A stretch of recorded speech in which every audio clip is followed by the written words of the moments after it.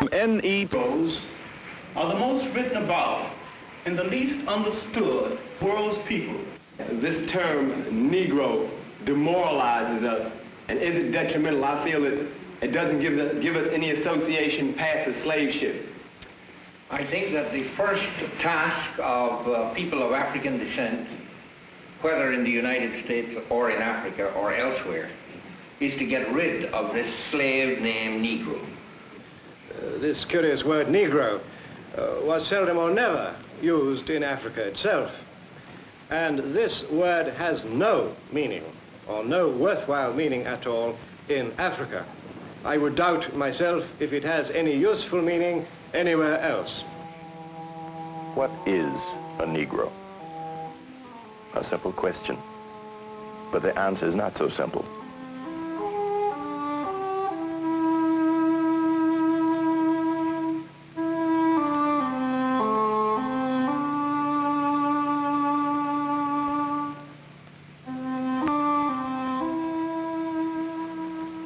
My name is Ossie Davis. I'm an actor and a writer, and the narrator of our series of programs on the history of the Negro people. I am also a Negro. What is a Negro? In Africa, the word Negro has no meaning. In Brazil, a Negro is a man who's very poor and very black.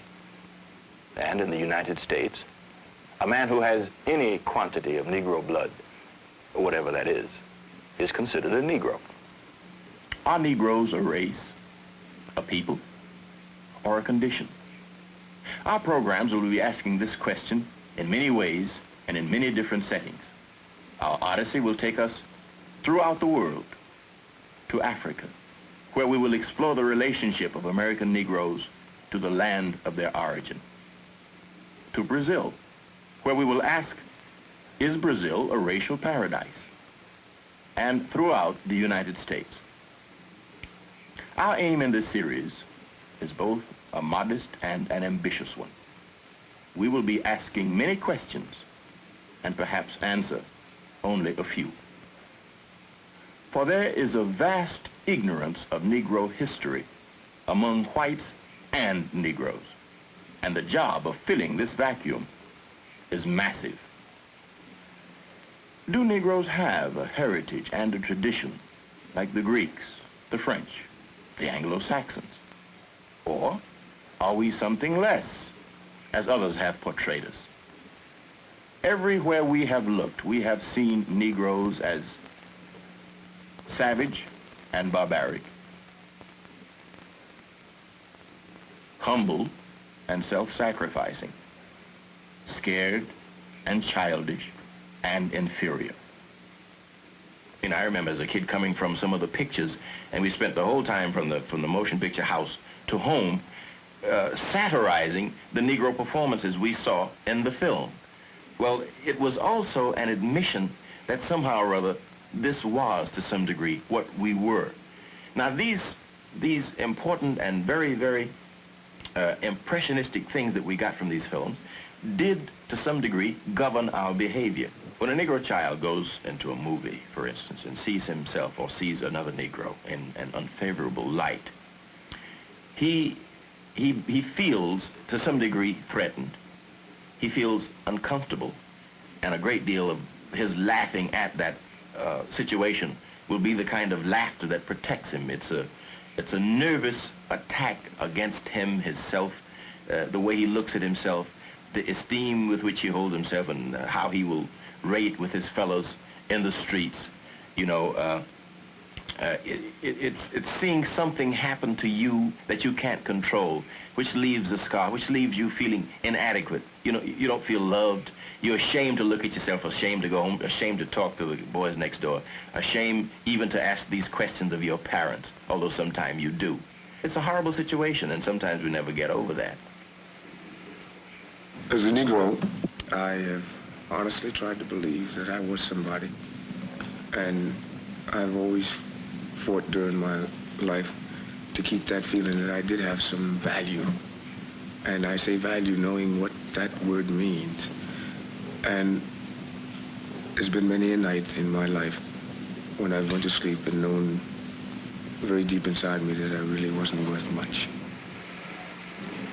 I still do not really know what being a Negro is or what it means. It means that my skin is a little bit darker. It means that my cultural exposures have been somewhat different to other ethnic groups. It may even mean that as a human being, I might be more sensitive to need and despair.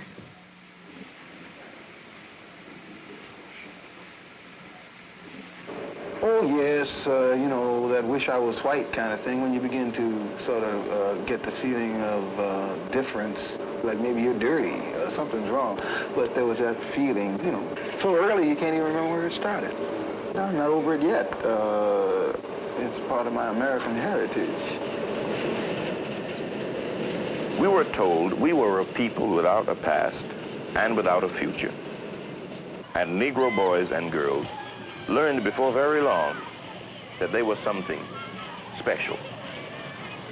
You know, at an early age, as soon as you start school, you begin to catch on to the whole racial thing. But once you get into school, you begin to know it and know there's a difference and that the difference is against you. There's no real reference to me as a Negro or to my father or any of the other Negroes who have contributed so much to the growth of the United States. And I really can't understand it. I'll never forget the picture in the geography book of a couple of very ragged Africans, you know. Weeks before we got to the lesson, we were steeling ourselves for it. Some Negro child would find the picture first in the book before we got to the lesson and alert everyone. Look on page 22, you see what's there. And then we dreaded reaching that lesson because it was always something about the savages not knowing anything. And we had to sit there and hear this, and instinctively the white children would turn and look at the Negro children, you know, while this lesson was going on. And so Africa became our shame and our torment. We were told that our past was barbarism and the white man our redeemer. Slavery was not a sin, but salvation. If few of us had anything to look forward to, we were afraid to look back. In 1958, Lorraine Hansberry wrote a play, A Raisin in the Sun, that showed the conflicts created for American Negroes by their African past.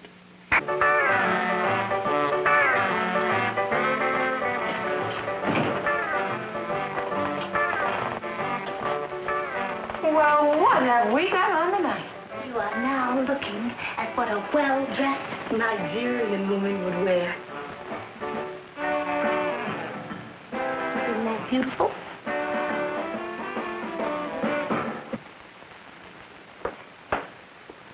Hey, look, honey, we're going to the theater. We're not going to be in it, you know. George, I don't like that. Do you expect this boy to go out with you looking like that? Well, now, that's up to George, if he's ashamed of his heritage. Oh, dear.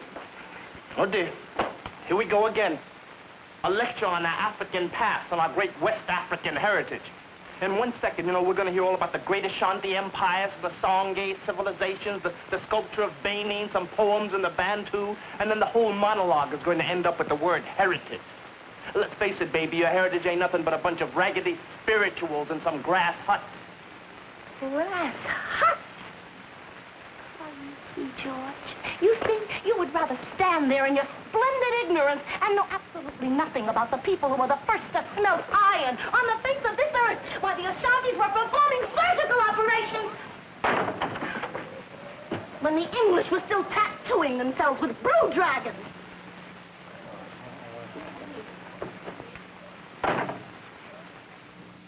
At the Heritage Program of How You Act, a federally sponsored effort to develop better opportunities for Harlem's Negro youth, a new version of African history is being taught.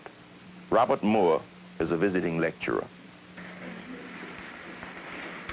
Mr. Moore, Do you think that the so-called Negro would dignify his identity by associating himself with his ancestral background from Africa? After some 300 or 400 years of transplantation from Africa into America, it is obvious that we are not Africans anymore. We are Afro-Americans, Americans of African ancestry. And that connects us, basically, with our original heritage and culture.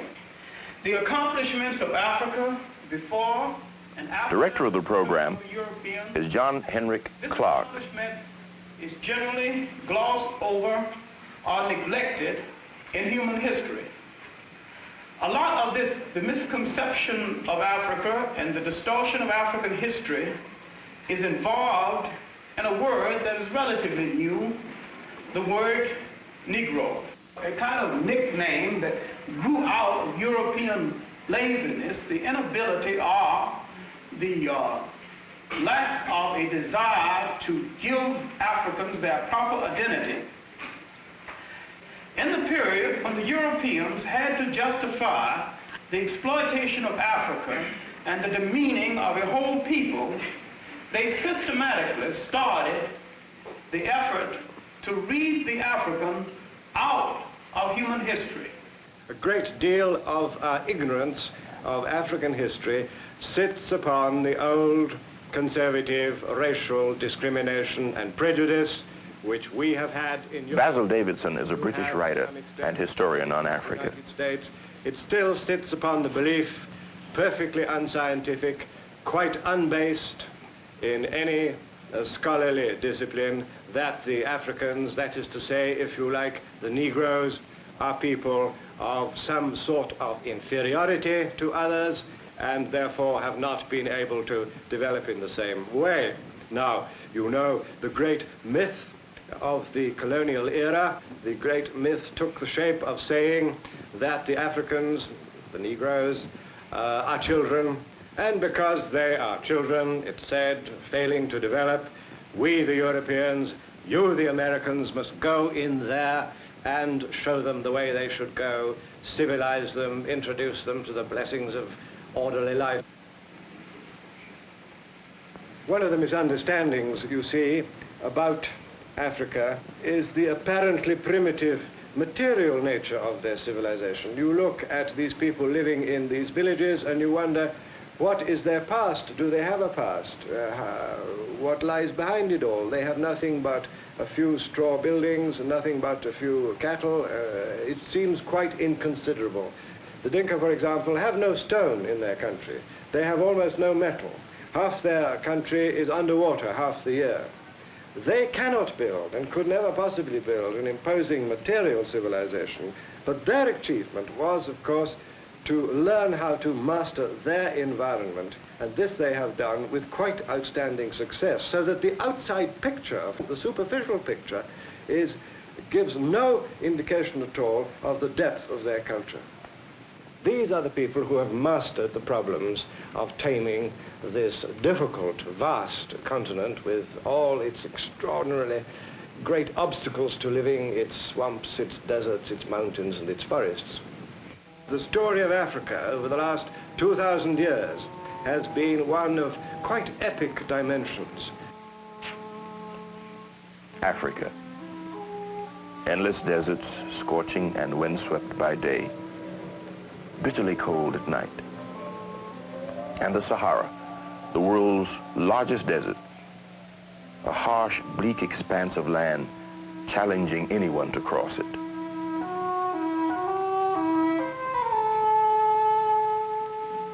Snow-capped mountains near the equator, gigantic waterfalls.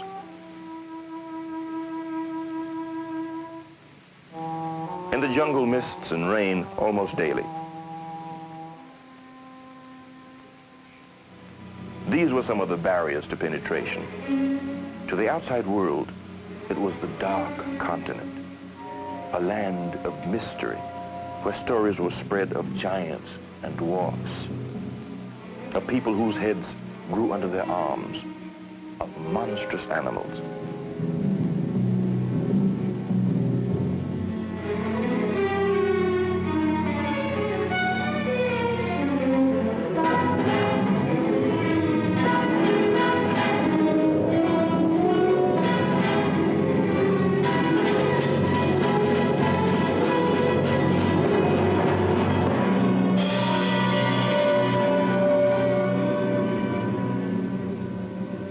It is here, in this forbidding other world, that what may be the remains of the first man were discovered. In 1959, in Tanganyika, a scientific expedition had been digging for weeks in the sun-baked earth, looking for traces of the earliest man.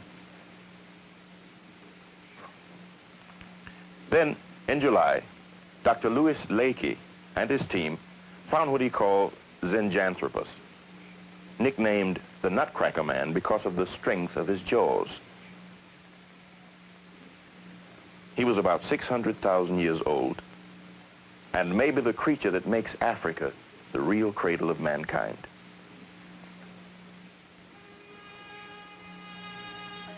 The records of ancient Africa begin with Egypt about 3000 BC. Its spectacular achievements of the monumental pyramid and brooding Sphinx have always been credited to Asia and the Mediterranean. But there is growing evidence that Egypt owes more than originally thought to the land to the south, Kush, the land of the Negroes. About 700 BC, Kushite kings conquer Egypt and become the 25th dynasty. Little is known today about the land of Kush, but in the ancient world, it was highly respected. In 1791, the French philosopher Count de Valny wrote of the Kushites, a people now forgotten, discovered while others were yet barbarians the elements of arts and the sciences. Then, in about 325 AD, Kush is attacked and destroyed and disappears from our view. For the rest of Africa, there is little we can say for certain. Except for the Kushites, Africans had no writing. They kept in their memories the history of their people, stories narrated down from generation to generation. This oral tradition must tell us much of the history that will fill the gaps in our knowledge. In the Western Sudan, Negro kingdoms arise in the medieval periods of walled and fortified cities, markets, and fairs.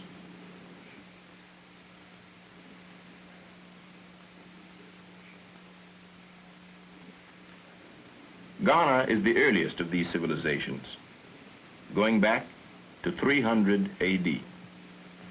In the 8th century, an Arab writer tells us that the Arabs sent an expedition to this pagan land of gold.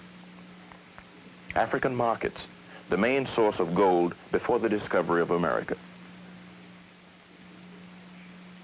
Then, about 1067, Arabs from the north, fired by their new faith, storm into the Western Sudan.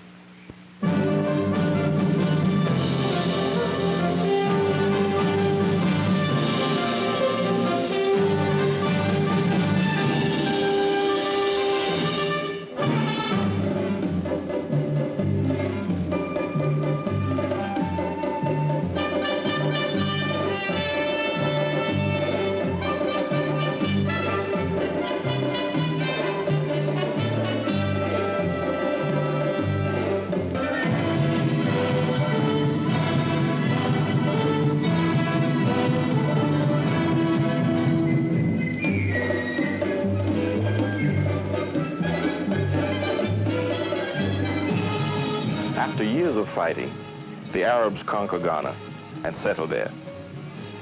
From this time on, trans-Saharan caravan trade flourishes. And with the trade comes Islam. Islam spreads through West Africa. When Europe was going through a so-called Dark Ages, Muslim culture is the main advancement of human knowledge.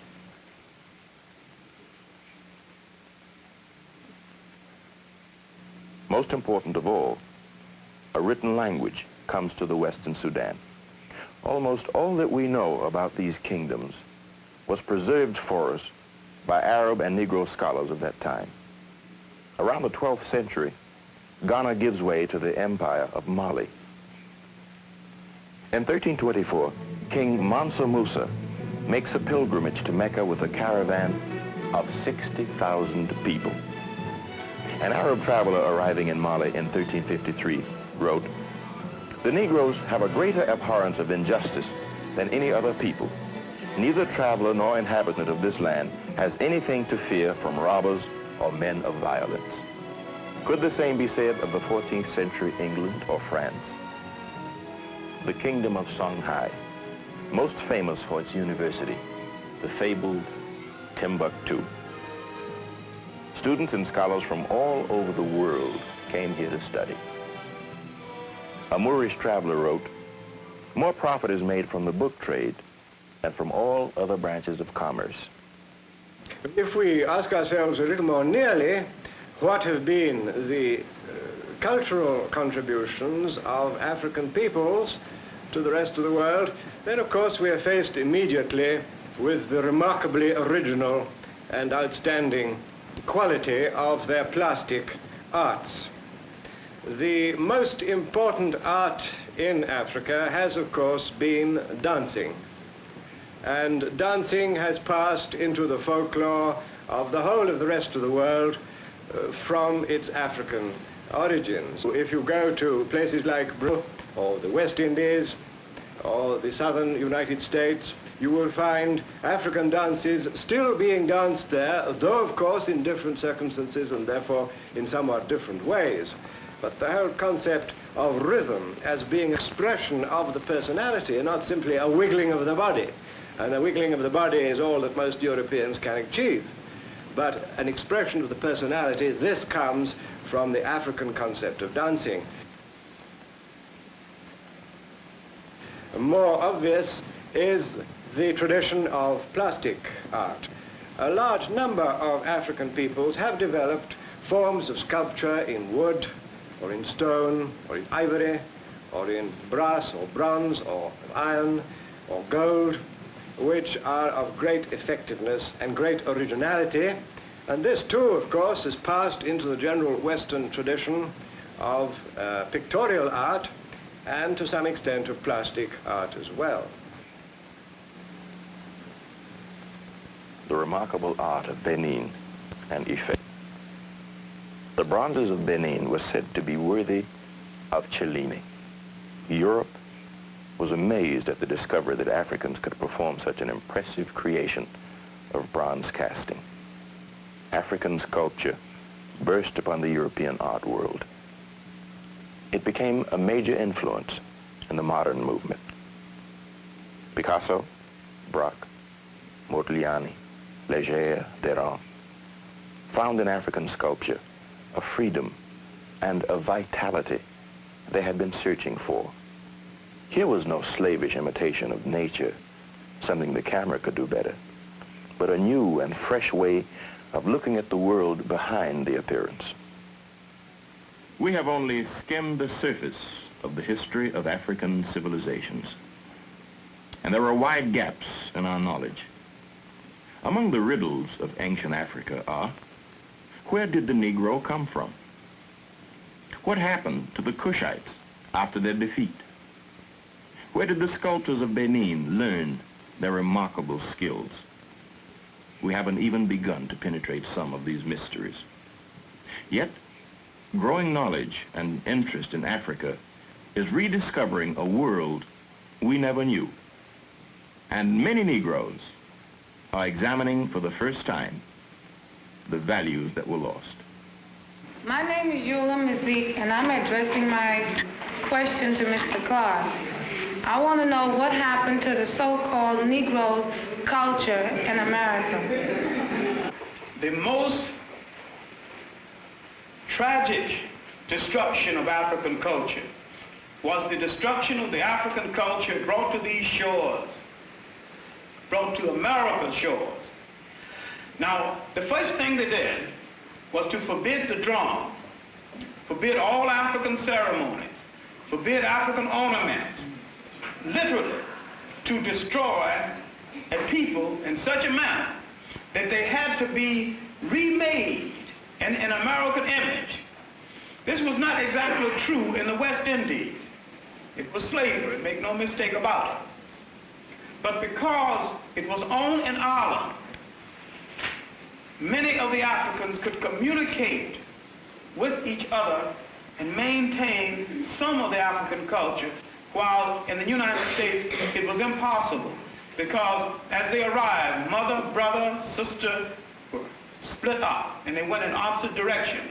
Then they were resold.